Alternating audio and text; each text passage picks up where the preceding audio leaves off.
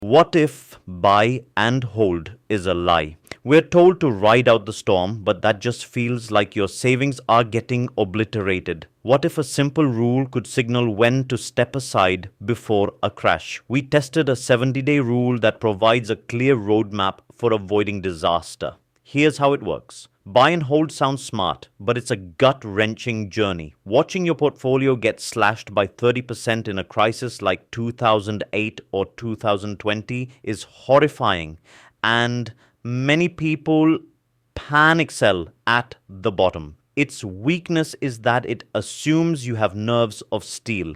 Instead of just holding on, what if you had a clear, data driven signal to play defense? This means using the market's own price action to judge its health.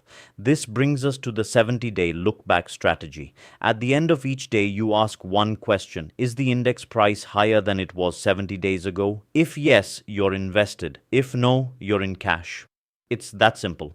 This is a form of momentum investing. It forces you to align with the market's main trend and takes emotion completely out of the equation. We ran an idealized backtest on the Nifty index from 2009 to 2025. The most stunning part was the risk management. The strategy's maximum drawdown, the biggest drop from a peak, was just 3.14%, while buy and hold investors faced massive hits.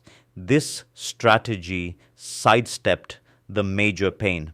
The win rate was only 46%, but because the wins captured large trends and the losses were cut short, the overall result was positive in our test. But let's be clear, this isn't a magic formula. Past performance never guarantees future results.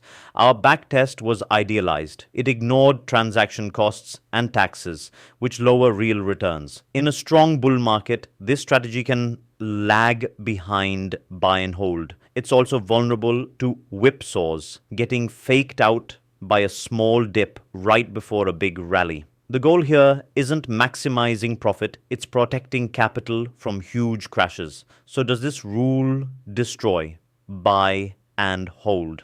For managing catastrophic risk, it makes a compelling case. It's a mechanical alternative to suffering the full force of a market crash.